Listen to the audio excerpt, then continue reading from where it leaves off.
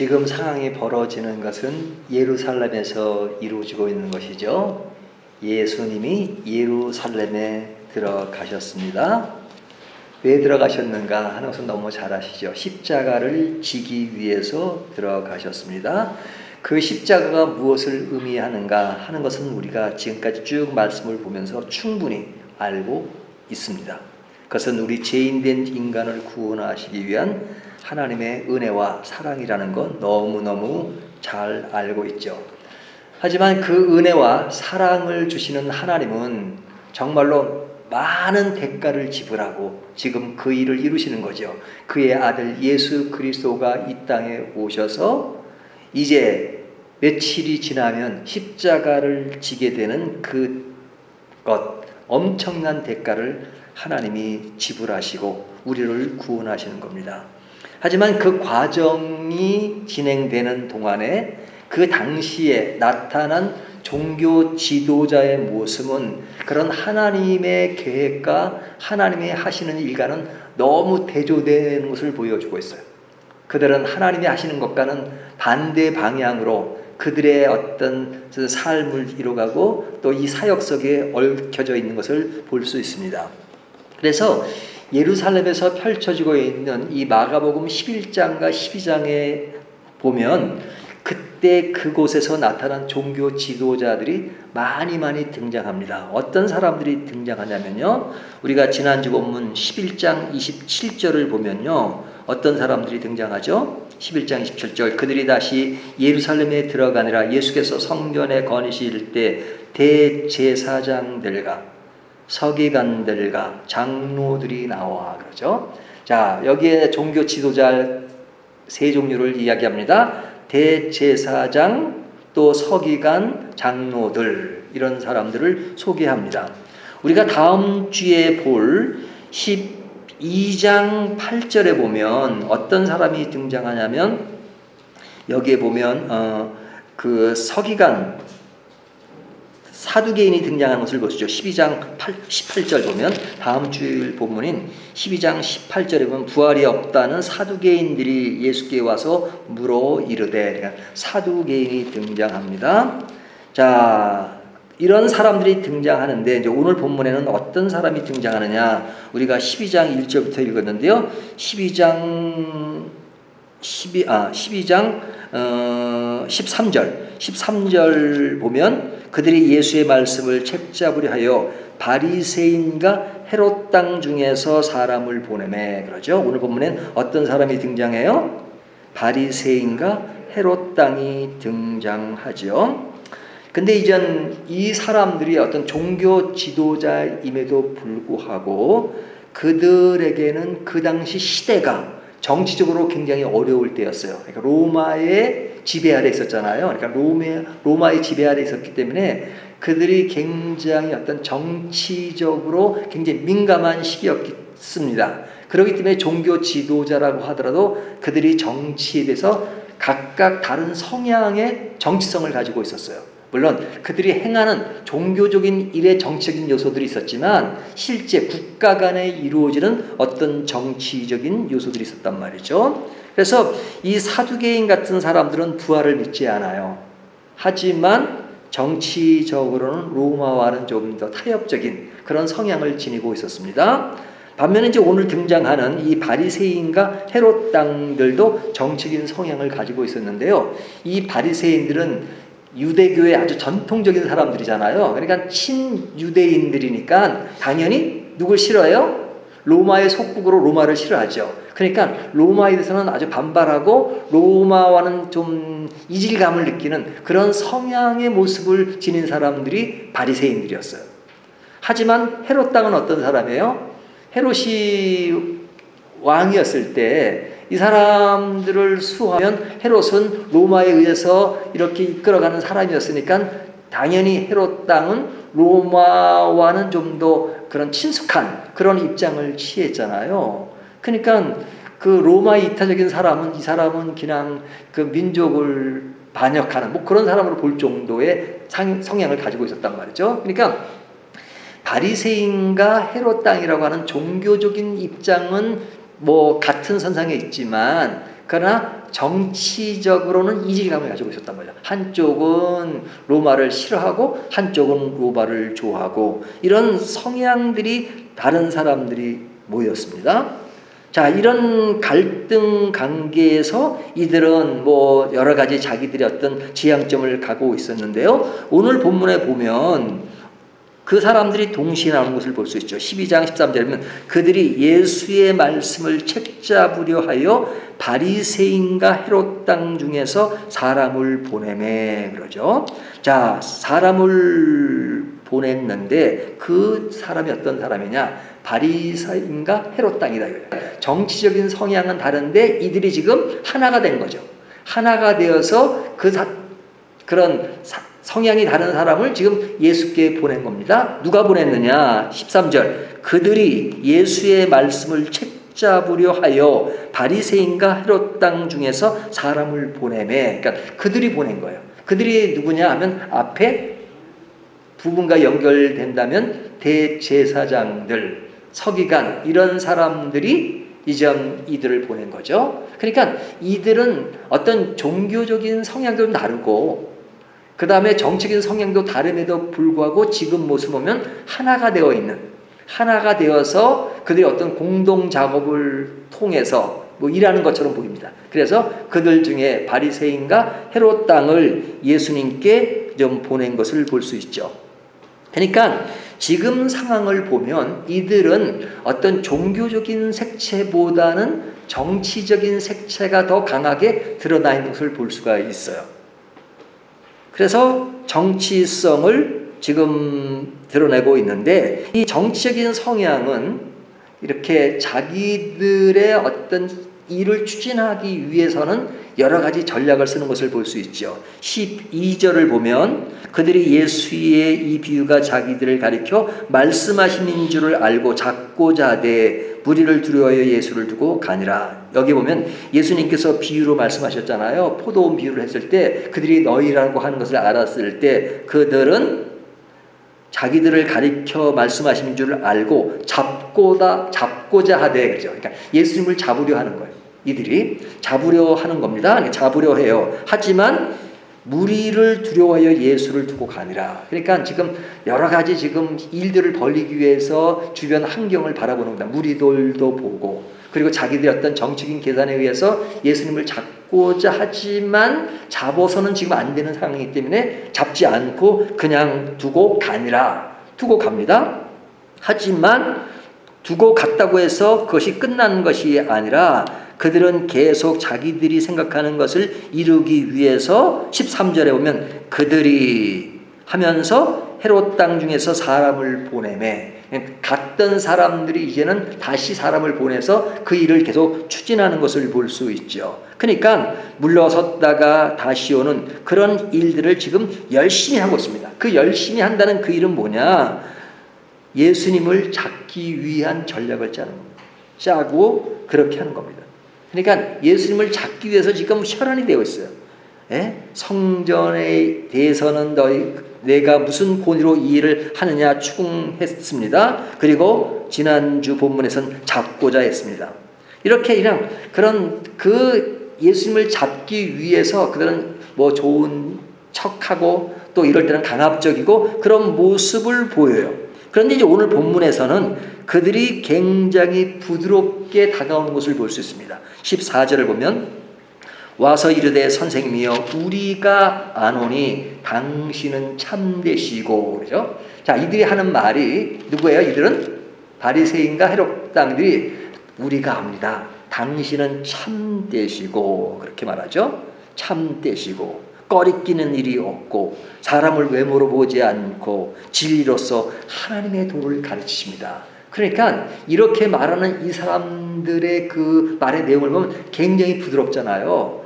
잡으려 하고 어떻게든지 끌고 가려고 했던 이 사람들이 지금은 그의 앞에서 굉장히 부드러운 어조로 그냥 최고로 높입니다. 우리가 당신은 그런 분인 줄 압니다. 라고 이렇게 이야기합니다. 왜 이렇게 이야기하죠? 이들의 정치적인 계산에 의해서 그런 거죠. 정치적인 계산. 그러니까 이들은 완전 정치적인 상황과 정치적인 맥락에서 지금 이 일이 계속 벌어지고 있습니다. 왜? 예수님을 잡기 위해서 그런 것이죠. 그러니까 이 말을 조금 다르게 표현하면 이들은 예수님 앞에 지금 딱 그 발톱을 숨기고 있는 겁니다. 발톱을 딱 숨기고 있어요. 그러니까 분리할 때는 발톱을 싹 감추잖아요. 그러니까 이제 기회가 오면 이제 새들이 이제 탁 발톱을 내고 탁 낚아채잖아요. 그런 것처럼 지금 정치적으로 재고 있는 겁니다. 지금은 발톱을 숨길 때냐 드러낼 때냐. 근데 지금 오늘 본문에는 발톱을 숨기는 거죠. 근데 이제 이렇게 되어지는 어떤 정치적인 그런 성향을 우리 보면 좀 역겹잖아요. 근데 이런 역겨운 모습이 사실은 오늘을 살아가는 우리들에게도 세상의 어떤 정치적인 모습이 그렇습니다. 꼭 우리가 이런 그 일반 뭐 국회의원들이나 이런 정치 말고도 일반적으로 어떤 정치적인 계산하는 그 논리가 세상에 그릇된 논리입니다. 자신의 것을 이루기 위해서는 진리와 진심보다는 여러 가지 모습으로 가장해서 자기의 어떤 꿈을 실현시키려고 하고 자기의 뜻을 이루려는 것, 그러기 위해서는 어느 정도 사람을 또 이용하기도 하고, 그래서 이 곤모술수란 말이 그런 말이잖아요. 그런 차원에서 사람들이 살아가는 어떤 세상에 그릇된 모습들이 있단 말이죠. 그런 모습들이 이들 가운데 지금 역력하게 드러나고 있죠. 그래서 예수님을 잡기 위해서 그들은 발톱을 숨겼다가 이제 오늘 본문에서는 이제 발톱을 이제 드러내야 되는데 일단은 숨깁니다. 숨기는 모습이 뭐예요? 우리가 아노니 당신은 이런 분이고 이런 분이고 이런 분이고 대단한 분입니다라고 딱 이렇게 딱 높입니다. 그러면서 이제 그 발톱을 서서히 드러내기 시작해요. 드러내는 것이 뭐냐면 그런 예수님을 한번 쭉 높이고 난 다음에 그리고 이제 질문하는 겁니다. 그 질문이 뭐예요? 너무나도 잘 알려진 질문이죠. 그것이 뭐예요? 가이사에게 세금을 내는 것이 옳습니까? 옳지 않습니까? 이 질문을 할 때는 이제 서서히 발톱을 드러내는 겁니다. 가이사에게 세금을 내는 것이 옳습니까? 옳지 않습니까? 14절에 그렇게 말하죠. 예? 가이사에게 세금을 바치는 것이 옳으니까 옳지 아니하나이까? 그러면서 15절에 보면 그것을 또 확산시켜서 말합니다. 우리가 바치리까 말리까 한데. 그러니까 더 이렇게 쪼이는 거죠. 우리가 바쳐야 합니까? 바치지 말합니까? 그러니까 객관적으로 가이사에게 세금을 내는 것이 옳습니까? 옳지 않습니까? 그러면서 자기 자신에 우리가 내야 됩니까? 내지 말아야 합니까? 이렇게 말하는 거죠. 이렇게 말하는 것은 조금 전에 말씀드린 발톱을 드러내는 것이라고 말씀드렸어요. 근데 그걸 예수님이 모를 리가 없죠. 예수님은 다 아십니다. 그러니까 예수님이 뭐라고 반응하세요? 15절 우리가 바치리까 말리까 한데 예수께서 그 외식함을 아시고, 그 외식함을 안다는 것은 뭐예요? 그들이 지금 발톱을 숨기고 있구나 하는 것을 아시고 이르시되 어찌하여 나를 시험하느냐 그러죠. 어찌하여 나를 시험하느냐. 다 그들의 전략을 다 알고 계시다 이거죠. 자, 알고 계시지만 그들에게 답변을 하시는 거예요. 자, 그러면 그들의 질문 의도가 뭐냐? 이렇게 질문하는 의도가 뭐냐? 질문 의도가 뭔지를 우리가 이미 어느 정도 힌트가 나왔습니다. 자, 그 당시 이스라엘을 지배하던 나라는 어떤 나라였다고요? 로마죠. 로마가 지배하고 있었습니다. 그러니까 로마 군주인 가이사에게는 그 사람들이 주라는 말을 썼습니다. 로드라는 말을 썼습니다. 로드. 주요. 그러면 그 로마의 그 가이사를 말하는 겁니다.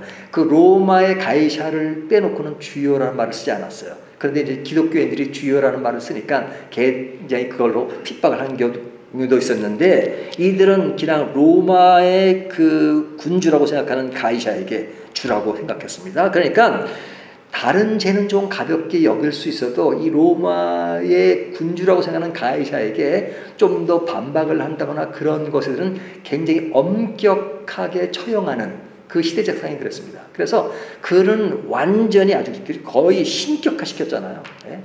신격화시켰단 말이죠. 자, 그래서 그 세금이라고 하는 것은 그 로마의 가이사에게 내는 세금이었기 때문에 그건 아주 그들에게 충성을 한다는 그런 개념을 가지고 있었어요. 자, 그런데 그들이 그런 맥락에서 예수님께 질문한 겁니다. 가이사에게 세금을 내야 합니까? 내지 말아야 합니까? 그럼 예수님이 답변을 어떻게 하시냐? 둘 중에 하나로 생각한다면, 만약에 예수님이 세금을 내야 한다, 그러면 이들이 어떻게 반응하겠어요? 예수님이 세금을 내야 한다. 당연히 가이사에게 세금을 내야 한다. 그러면 저 사람은 로마와 아주 가까운, 그래서 반유대주의적인, 그래서 로마와 가까운 민족을 이탈하는 그런 사람으로 몰 수 있잖아요. 그러니까 그런 의도가 담긴 거죠. 바리새인들은 특별히 그런 성향이 강한 사람이니까, 로마를 아주 싫어하는 사람들이었으니까. 그 나라가 우리를 힘들게 하고 그런 적이라고 생각했으니까요. 그런 성향을 가진 사람은 그냥 예수님이 세금을 내지 말라 그러면, 내라 그러면 그건 아주 로마 가까운 사람, 이렇게 생각했겠죠. 반대로 예수님이 세금을 내지 말라 그러면 이건 더 좋은 거죠. 왜냐하면 이것은 아주 직접적으로 로마에 대해서 대항하는 격이 되니까. 가이사에게 세금을 내야 되는데 그것은 그 로마의 그 군주를 절대 신봉하는 그런 맥락에서 주어진 것인데, 세금을 내지 말라 그러면 그를 그냥 중요하게 생각하지 말라 하는 격이 되니까, 그러면 그런 경우에는 뭐 예수님을 십자가에 못 박을 필요도 없이 그냥 고발해 버리면 예수님은 그 로마에 의해서 처형을 당할 수 있다라는 아주 좋은 찬스잖아요. 그러니까 예수님이 이런 대답을 하든 저런 대답을 하든 그냥 빠져나갈 수 없는 그런 질문을 해서 자신들이 예수님을 죽이려 하는 그런 것으로 자꾸만 끌고 가는 그런 모습을 지금 그 질문 속에 있는 겁니다. 그러니까 그 질문 자체는 굉장히 뭐 가벼운 것 같은데 그 내용은 엄청나게 큰 질문이란 말이죠. 가이사에게 세금을 내는 것이 옳습니까? 옳지 않습니까? 라는 것에 대해서 예수님이 어느 답변을 해도 그냥 그들의 전략에 넘어갈 수 없는 그런 상황이었습니다. 자, 그런 상황에 예수님은 어떻게 반응하시죠? 오늘 본문에 보면 예수님께서 이렇게 반응하시죠. 16절, 15절 중간에 데나리온 하나를 가져다가 내게 보이라 하시니, 데나리온은 그 당시에 그런 로마에서 쓰는 화폐였죠. 데나리온. 그래서 이 가이사의 딱 그림이 그린 동전이었습니다. 가져오라 하시고, 16절 가져왔거늘 예수께서 이르시되 이 형상과 이 글이 누구의 것이냐? 이르시되 가이사의 것이니라. 여기 보면 이들이 이 동전을 가지고 왔잖아요. 동전을 아마 이들이 즉석에서 가져왔던 것 같습니다. 그러니까 이들이 이 동전을 가지고 있었다는 것도 또 그런 그 로마에 대해서 배격하지만 그 동전은 또 그대로 썼던 것 같아요. 그러니까 이들이 가져왔습니다. 가져왔을 때 예수님이 뭐라고 말씀하세요? 너무나도 유명한 말씀을 하시죠. 이 글이 누구의 것이냐? 이르시되 가이사의 것이니라. 그러니까 예수께서 말씀하시기를, 이르시되 가이사의 것은 가이사에게, 하나님의 것은 하나님께 바치라 하시니. 그렇죠? 그러니까 이 대답이 너무너무 놀라운 대답이었어요. 너무너무 놀라운 대답. 이것은 믿지 않는 사람들도 이 대답에서 너무너무 잘 알고 있잖아요. 너무 유명한 대답이니까요. 그래서 이 대답에 대해서 그들이 어떻게 반응했느냐? 그렇게 하시니 그들이 예수께 대하여 매우 놀랍게 여겼더라. 여기에 바리새인들과 헤롯 당들이 굉장히 놀랍게 여겼다. 근데 이 놀랍기 때문에 저분이야말로 진실한 메시아고 뭐 그렇게 생각은 아니죠. 그러니까 놀라게만 했어요. 놀라운 반응을 보이긴 했지만, 그러나 그들의 전략이나 그들이 행하고자 하는 것에서 돌아섰다고 그건 아니죠. 그들은 여전히 하듯 그냥 그런 사실에 놀라기만 한 겁니다.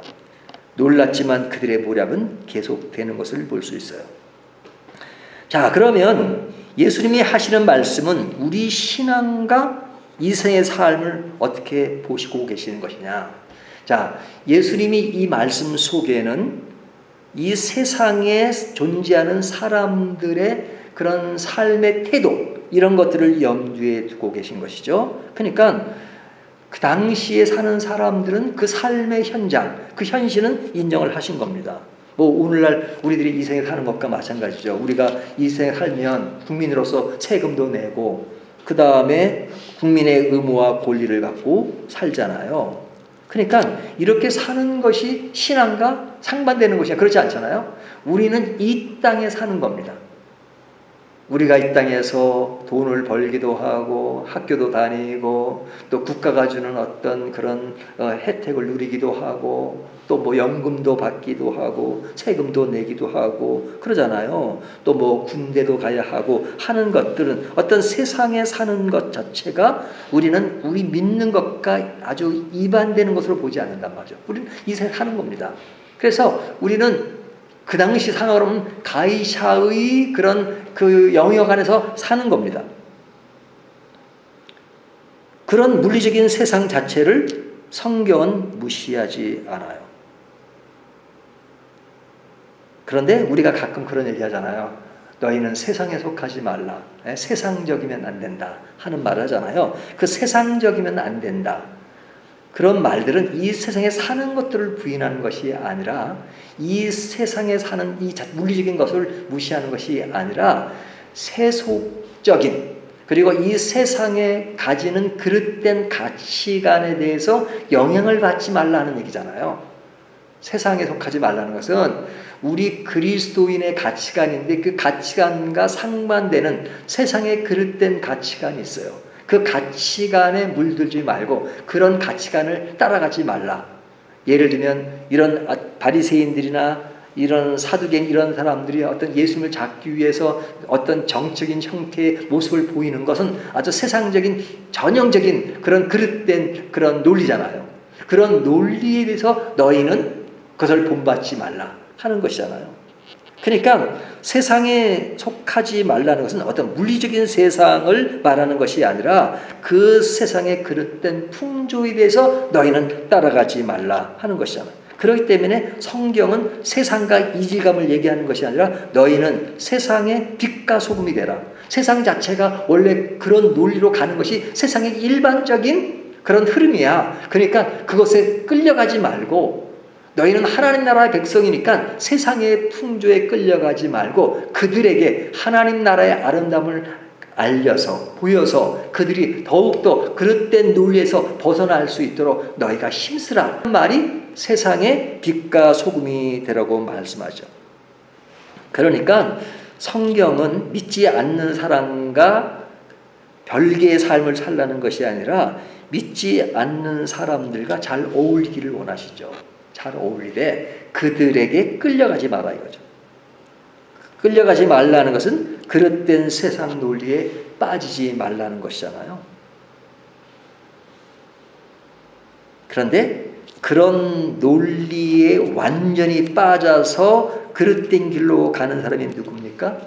오늘 본문에 나오는 이런 그 당시 종교 지도자들이었어요. 바리새인들, 사두개인들, 대제사장들, 성전을 지키는 뭐 서기관들, 뭐 이런 사람들이 굉장히 지금 그런 정치적인 논리로 그릇된 길을 가고 있잖아요. 그들의 모습은 신앙적인 모습이 아니고 종교 지도자라면 뭐 일반 신앙은 아니라 종교성을 지내야 때 종교성이 아니라 완전히 세상적인 가치에 물들어 있는 그런 모습이잖아요. 그러니까 그런 맥락에서 예수님께 하는 질문도 그런 맥락입니다. 그런 맥락입니다. 뭐 그 질문이 오늘로서 끝나는 것이 아니라 다음 주일날 나눌 말씀에 이런 사두개인들도 예수님께 질문을 하잖아요. 부활에 대한 질문.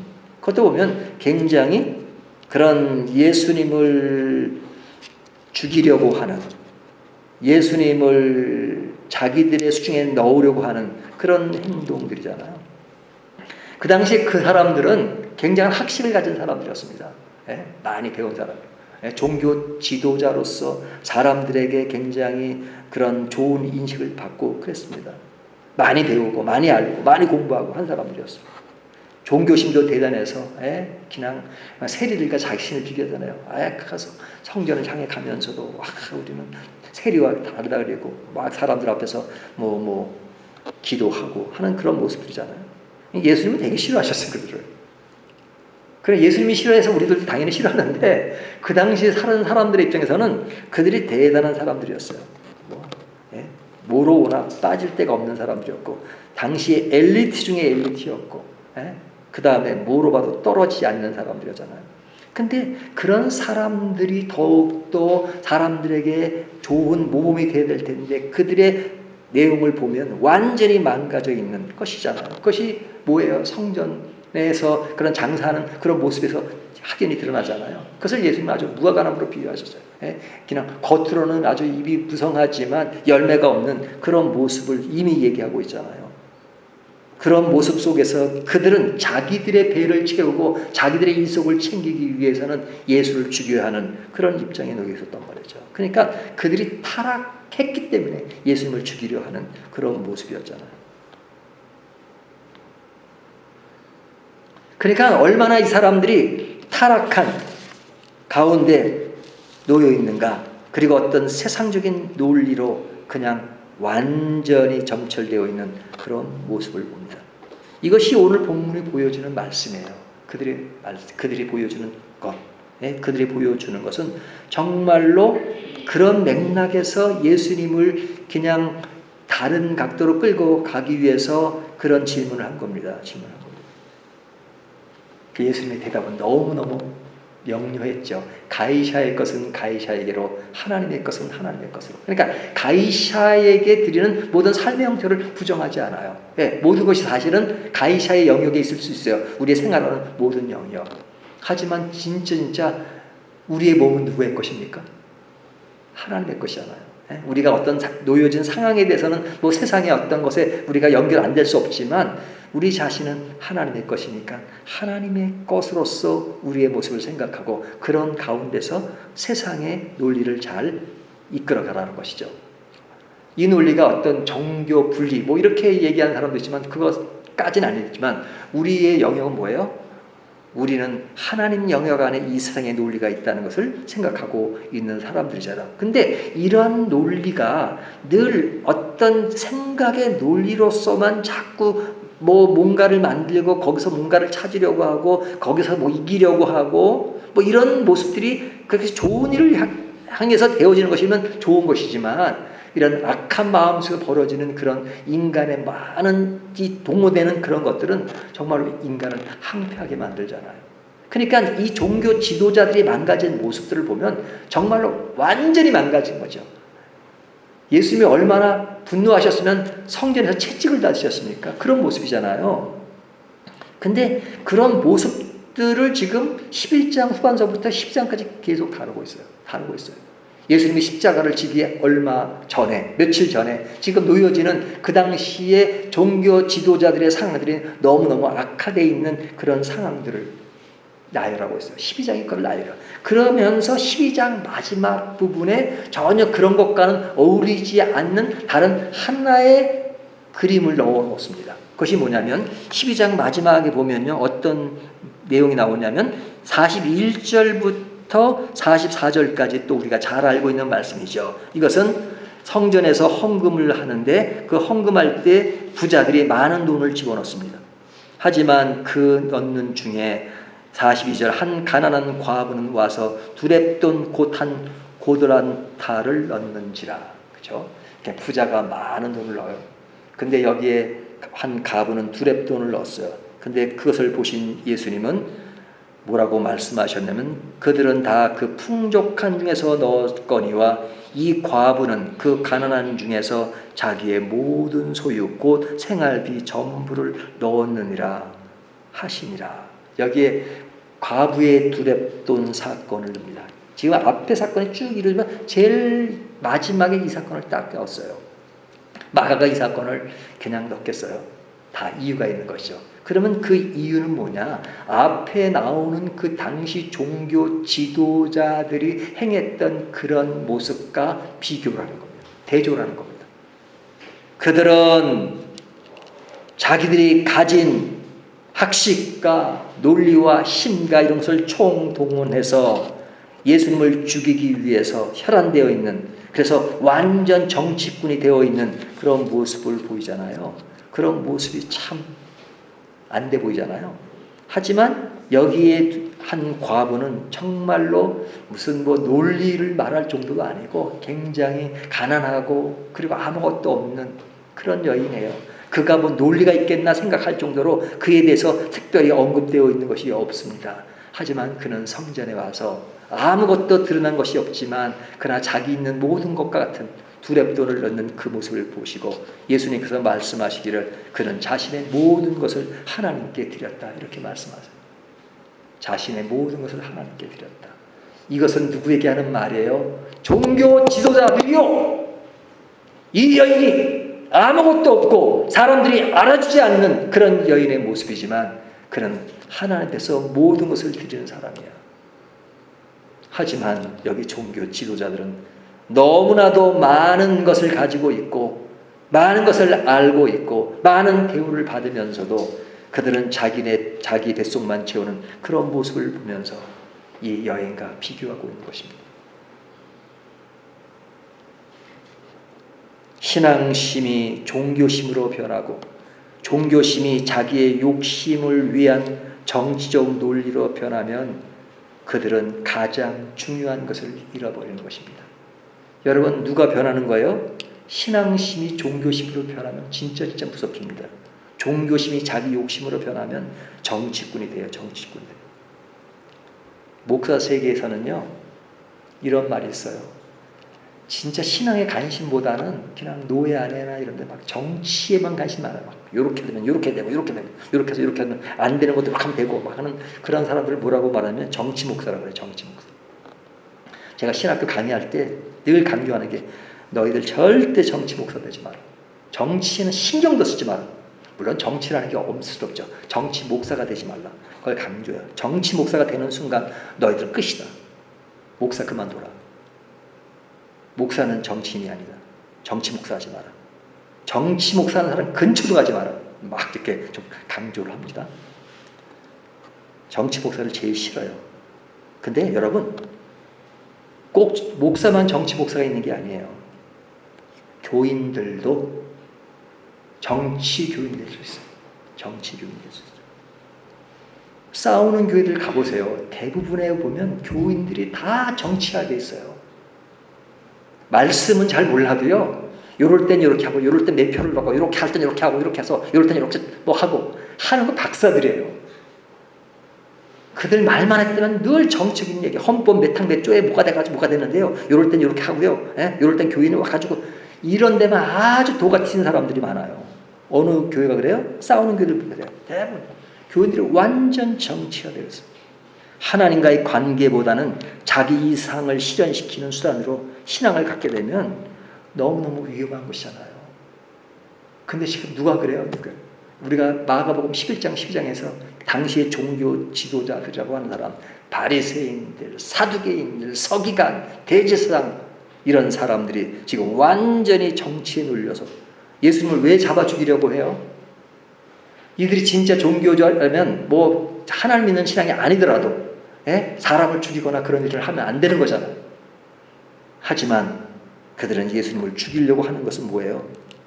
뭐 그들이 예수님이 십자가에 죽으시면 우리를 제일 국헌해서 그런 건 아니잖아요. 그들이 자기의 실속과 자기의 이익을 위해서 자기 이익을 위해서 하다 보니까 그들이 완전히 망가져 있는 모습을 보이고 있는 것입니다. 이것이 남 얘기가 아니고 다른 곳의 이야기가 아니라 우리가 말씀을 볼 때마다 우리들이 이 수준은 아니지만 그래도 다시 한번 우리들이 정직하고 순수한 길을 가고 있다 할지라도 이 말씀을 다시 한번 비춰보면서 나의 길은 혹시 이런 요소가 조금이라도 없는가, 또 우리 교회는 조금이라도 없는가, 우리는 항상 잘하고 있다라고 하는 그 선에 머물지 않고 다시 한번 생각해 볼 수 있다면 이 말씀이 우리들에게 굉장히 유익이 될 것 같습니다. 우리는 정말 순수한 신앙, 순수한 교회를 이끌어가기 위해서 어떻게 해야 될 것인가 하는 것을 다시 한번 생각하면서 우리가 더욱더 하나님 앞에 우리를 낮추고 우리를 더욱더 늘 점검하면서 더욱더 참된 길을 함께 가는 저와 여러분이 되시기를 주님의 이름으로 축원합니다.